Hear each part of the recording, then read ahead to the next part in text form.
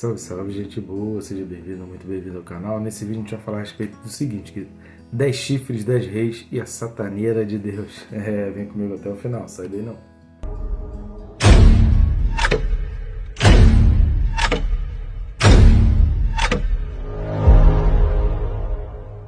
Só que antes, não deixe de se inscrever, né? Clica aí para se inscrever, bem rápido, fácil. Clicando no botão aí de se inscrever, você não interrompe o vídeo, não atrapalha aí o seu tempo. E clicando no sininho, você é notificado a cada vídeo novo que tiver. Se marcar a opção todas, então você é notificado até a cada postagem, o Reels que a gente coloca. Sempre que o objetivo está abençoando, levar meditações, instrução da palavra de Deus, que a gente está aqui realmente para estar abençoando a tua vida.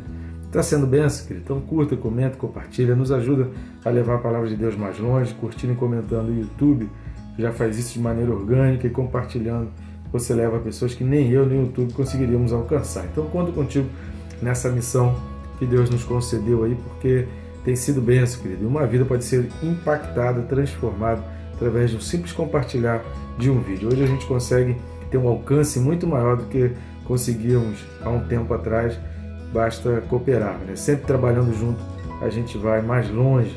Então vamos lá, o texto desse vídeo, Apocalipse capítulo 17, e os versículos são o 12 e o 13. Apocalipse 17, versículo 12 e 13, diz assim: Os 10 chifres que viste são 10 reis, os quais ainda não receberam reino, mas recebem autoridade como reis, com a besta durante 1 hora. Tem estes um só pensamento, e oferecem à besta o poder e a autoridade que possuem. Então, o próprio significado aqui da palavra chifre, ele já é descrito no final desse versículo 13, que é exatamente esse sentido de poder e autoridade. Então, essa expressão, essa palavra usada, quando fala de chifres aí na Bíblia, está muito relacionada a poder e autoridade. Então são 10 pessoas aqui, esses 10 chifres representam 10 reis, que são pessoas com poder e autoridade sobre nações diferentes. É óbvio que a gente está falando aqui de uma época onde não existia a figura de presidente, de primeiro-ministro, então o chamado aqui de rei eram dirigentes de países. O que está sendo bem claro, deixado bem claro aqui para João e para o povo da época, é que iria surgir um momento em que 10 dirigentes de países, além das fronteiras do Império Romano, iriam se juntar para aquela perseguição. Lembrando que quando a gente lê um texto bíblico que parece que está fora de contexto e a gente fica assim, mas por que esse texto está aqui? Por que esse texto bíblico fala sobre isso? Por que narra esse conto aqui? Se a gente está com essa dúvida, pode ter certeza, somos nós mesmos que não estamos entendendo o todo e toda a conjuntura.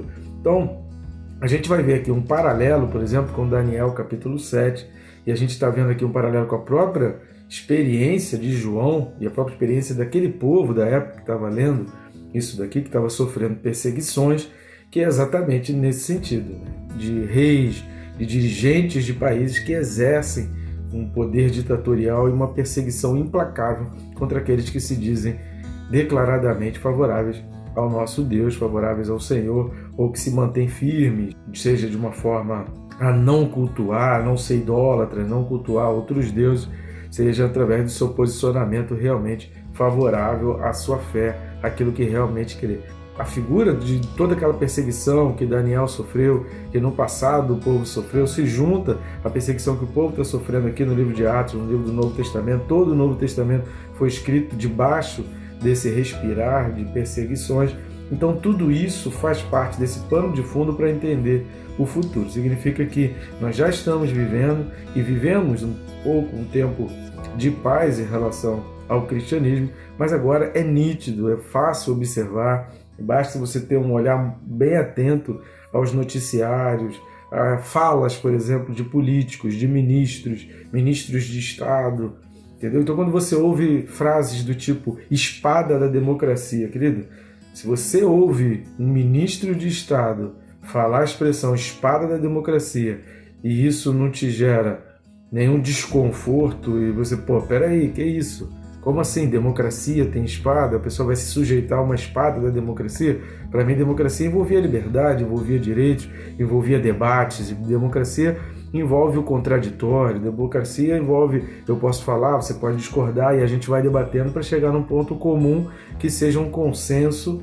favorável à maioria. Então, democracia, trabalhar com a democracia é trabalhar com debate, é trabalhar com questionamentos, é você saber entender questionamentos e através dos questionamentos toda a humanidade cresce. Então, quando um sujeito que está no poder, está numa autoridade, ele fala, eu estou dando essa ordem e quem não cumprir vai se sujeitar à espada da democracia, querido. Espada é ditadura, democracia é o oposto. Então, espada e democracia não existe. São duas coisas antagônicas, elas são opostas entre si. Então, se você ouve isso não te gera nenhum desconforto. Então, você precisa parar e pedir a Deus, Senhor, abre a minha mente, tira, porque eu já estou sendo influenciado por esse sistema que está sendo colocado no mundo. Porque é exatamente essa conjuntura que é o que respirava Daniel, que é o que respirava os cristãos aqui desse primeiro século, a época aqui até de João. Essa perseguição implacável, sendo acusado de idólatra, sendo acusado de discurso de ódio. Cristãos eram acusados de discursos de ódio simplesmente por se oporem e serem contra a toda aquela conjuntura de culto pagão que era impetrado, né, que era uma lei do Império Romano. Então, os cristãos, por não participarem desse tipo de culto, desse tipo de festas, de orgias e de paganismos, eles acabavam sendo taxados como cidadãos que tinham discurso de ódio. Então, isso era um dos motivos da perseguição. No vídeo passado, a gente fala mais detalhadamente sobre isso. Mas vamos lá, a respeito desse texto, tem 3 pontos que a gente precisa destacar aqui para a gente entender esses 2 versículos dentro desse contexto que a gente está vendo aqui. O primeiro ponto é essa expressão que fala assim, ainda não receberam reino. Repare que quando está falando das cabeças, das 7 cabeças, e que fala que vai vir uma 8ª, quando fala das 7 cabeças, da época aqui de João, está falando que 5 já passaram, uma está ali vivendo ainda, que é o Império Romano, e iriam surgir ainda 2, e o governo da besta seria um 8º. Então, quando está falando das 7 cabeças, está falando de algo que já foi, e que ainda é, e que ainda vai acontecer. Então, são 7 reis, mas não são reis que convivem ao mesmo tempo na história. Embora o 7º rei aqui seria alguém que se levantaria ali com uma certa proeminência. Já aqui no capítulo 12, esses 10 chifres aqui, que a gente está vendo aqui no capítulo 12, são 10 reis que na época de João não tinham existido ainda, que viriam a existir. Esses 10 chifres, que está sendo mencionado aqui, esses 10 reis, eles vão governar ao mesmo tempo, eles vão ser contemporâneos e eles vão ter elos de ligação. Então, quando está falando ainda não receberam reino, esses 10 chifres, você pode dar uma olhada lá em Daniel capítulo 7, versículos 7, vamos dar uma olhada lá? Versículos 7, 20 e 24, que Daniel também viu a mesma coisa que João. E é muito impressionante isso, como Daniel teve uma visão e João teve a visão, confirmando as palavras de Daniel. Versículo 7 de Daniel 7 vai falar assim, ó, depois disso, eu continuava olhando nas visões da noite, e eis aqui o 4º animal, terrível, espantoso e sobremodo forte, o qual tinha grandes dentes de ferro. Ele devorava e fazia em pedaços, e pisava aos pés o que sobejava. Era diferente de todos os animais que apareceram antes dele, e tinha 10 chifres. Então aqui é um poder destruidor. Então esses 10 chifres, eles vão demonstrar isso, é um poder destruidor. Fica com essa expressão aí em mente. Versículo 20 de Daniel 7. E também a respeito dos 10 chifres que tinha na cabeça e do outro que subiu, diante do qual caíram 3, daquele chifre que tinha olhos e uma boca que falava com insolência. Reparem na questão da insolência, então fica muito atento a líderes, a governos, a governantes aí de países insolentes. Preste atenção nisso, a Bíblia é muito clara em determinados pontos para alertar a gente. E parecia mais robusto dos que os seus companheiros. E o versículo 24, que vai falar, os 10 chifres correspondem a 10 reis que se levantarão daquele mesmo reino, e depois dele se levantará outro, o qual será diferente dos primeiros, e abaterá a 3 reis. Então vai haver uma briga, vai haver um outro rei, vai se levantar provavelmente aquele 8º mencionado aqui nas 7 cabeças, que vai se levantar, vai destruir 3 desses 10 chifres aqui, desses 10 reis. Então é uma briga que vai surgir ali. Sobre essa questão dos 10 chifres, né, isso também é mencionado em Apocalipse 13:1 e também no versículo 7 aqui de Apocalipse 17. Mas são 10 reis que vão ser tipo um consórcio. Se você está atualizado aí, você pode verificar no tempo da pandemia que muitas discussões não eram feitas, muitos questionamentos não eram aceitos, muitas perguntas eram proibidas de serem feitas. Todo mundo estava vivendo uma série de dúvidas, ninguém tinha certeza de nada, mas tinha determinadas perguntas que era proibido de se fazer, ninguém podia fazer, e quem fazia era escorraçado, era taxado de um monte de sufixos, de ista, era um monte de palavras, simplesmente porque as pessoas estavam querendo entender e perguntando a respeito daquilo e tentando chegar, porque isso faz parte da democracia, você tentar chegar num acordo para chegar num consenso. E se você observar, aquilo tudo já foi um teste, porque alguns líderes começaram a se unir, começaram a se juntar. Antes da Segunda Guerra, querido, falar a respeito de uma união de 10 governantes no mundo era algo assim que era muito complicado de se pensar. Era muito difícil de se imaginar que 10 países com suas autonomias, com suas ideologias próprias, com seus tipos de pensamento, pudessem se juntar em virtude de um bem comum. Então a Segunda Guerra Mundial já foi um primeiro teste para uma união. Então já foi possível, através da Segunda Guerra Mundial, a gente perceber essa realidade daquilo que a Bíblia está falando aqui. Então hoje a gente já pode olhar para esse texto e falar assim, não, isso aqui é possível, isso aqui é óbvio. Há um tempo atrás a gente achava que isso aqui não tinha como acontecer, mas a Bíblia é tão verdadeira, ela é tão poderosa, que ela vai mostrando para nós, e ao longo do tempo a gente vai percebendo que a Bíblia não falha, querido. A Bíblia não erra. Então, se tem alguma coisa que a gente não consegue entender, pode ter certeza que nós é que não chegamos e não alcançamos aquilo que Deus tinha em mente, mas é confiar. A gente precisa confiar em Deus. Então, esses 10 reinos aqui, mencionados em Daniel 7, 13, Apocalipse 13:1, 17:7 e aqui em 17:12-13, é uma confederação, uma união. E essa união vai se dar como? De uma maneira ideológica, política e econômica. Quando a gente fala de uma união econômica, não pense que é uma conjuntura econômica favorável ao povo. Não é isso. É econômico no sentido de que eles vão ditar as regras econômicas para que eles tenham mais riqueza e mais poder. O objetivo deles é ter riqueza e poder. O povo, eles não estão preocupados com o povo. Um ditador, ele nunca está preocupado com o povo. O povo, para ele, é a vaquinha da onde ele tira o leite, e são as pessoas que vão trabalhar para ele. Para todo ditador, o povo é aquele que vai trabalhar em favor dele, por isso ele precisa estar no governo perpetuamente, e por isso o Estado precisa gerar as principais fontes de necessidades da população ali, para que a população fique cada vez mais dependente do Estado. E quem é o Estado? É o próprio ditador. Então o ditador ele é aquele que alimenta, ele é aquele que dita as regras econômicas. Então quando a gente está falando de economia, a gente está falando disso, de ditar as regras e atrair para si para se tornar rico. Está falando nada de favorável à população. Então essa união desses 10 só vai poder acontecer, como a gente vem falando aí nos últimos vídeos, porque a figura dessa mulher é essa figura de um sistema. É um sistema que vai estar dominando o mundo e o povo vai estar sufocado por esse sistema. Porém, é um sistema que o próprio povo aceitou e incentivou. A segunda coisa que a gente vai observar nesses textos é essa expressão recebem autoridade.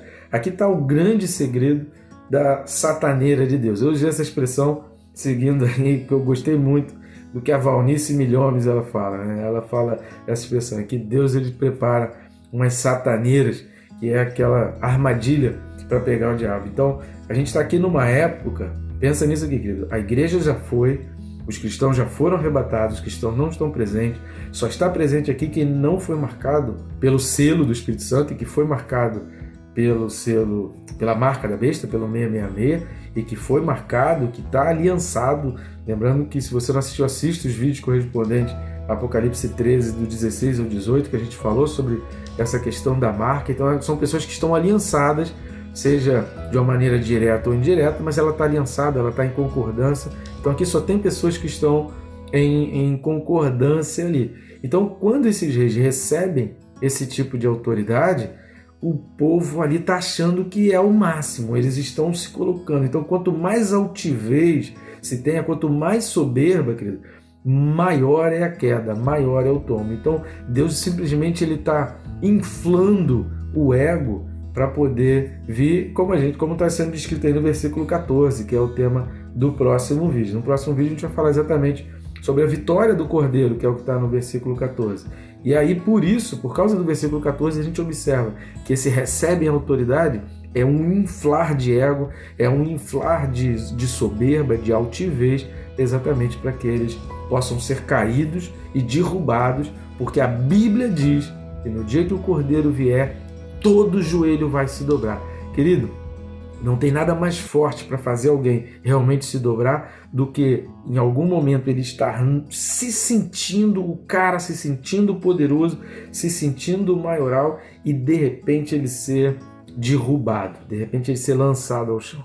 Ele vai se prostrar. Então quando diz todo joelho se dobrará, e Paulo vai falar isso, um dia todo joelho se dobrará, alguns vão se dobrar para render e adorar, outros vão ser jogados ao chão para poder ficar de joelho. Então esse recebem autoridade é essa sataneira de Deus, essa armadilha, essa cilada que Deus está fazendo para inflar o ego e dar essa altivez, que um dia eles serão cortados. E a outra expressão é essa 1 hora.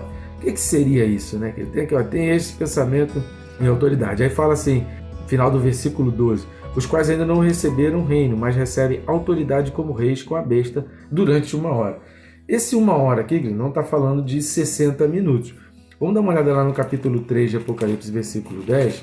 Capítulo 3, versículo 10, ele vai falar a seguinte expressão: porque guardaste a palavra da minha perseverança, também eu te guardarei da hora da provação que há de vir sobre o mundo inteiro. Então, quando está falando ali da hora, está falando do momento. Então, quando está dizendo aqui que eles vão receber essa autoridade durante 1 hora, é durante um momento, ou seja, um espaço limitado de tempo. Então, não necessariamente 60 minutos. Pode se referir, e há muitos teólogos que apontam nesse sentido, que está falando ao período de 42 meses, né? Ou seja, 3 anos e meio. Então, durante esses 3 anos e meio, que seria talvez o segundo momento ali, depois daqueles primeiros 3 anos e meio, onde as duas testemunhas aparecem, então nesse segundo período ali de 3 anos e meio, que são esses 42 meses, 3 anos dá 36, mais 6 meses, 42. Então nesses 3 anos e meio seria esse tempo, que é um tempo limitado, é um tempo definido. Então quando está falando aqui de 1 hora, está falando de um período curto. Se você pensar aí 42 meses, não é um período muito longo, lembrando que a gente tem pessoas aí que estão no poder há 20 anos, há 30 anos, dominando sobre determinadas nações. Então, um período de 42 meses onde eles vão se achar, onde eles vão impor as regras, onde eles vão dominar o povo, onde eles vão ditar as regras para a população. Então, a gente precisa estar muito atento com relação a isso e entender que esse 1 hora é um período limitado. Glória a Deus que a gente não vai passar por isso e a gente não vai ver isso. Mas o que a gente precisa entender são os sinais. O que Jesus está falando, Jesus está sempre alertando, é para a gente entender os sinais. Hoje nós já estamos vendo um delinear nesse sentido. Significa que está cada vez mais próximo o arrebatamento. Quando a gente começar a ver esse aglomerado, e vai ter dificuldade para eles se juntarem. Por que vai ter dificuldade? Porque existe uma igreja, existe o Espírito Santo. No dia que a igreja do Espírito Santo for, aí eles vão ter uma liberdade total e não vai ter mais impedimento, como Paulo diz lá em 2 Tessalonicenses, capítulo 2. Tá legal? Então esses 3 pontos são fundamentais para a gente entender esse texto. No próximo vídeo, a gente vai falar aí sobre a vitória do Cordeiro, exatamente diante dessa sataneira que Deus empregou aqui, relatado aí nos versículos 12 e 13. Tá bom, gente boa? Até o próximo vídeo, que Deus te abençoe rica e abundantemente.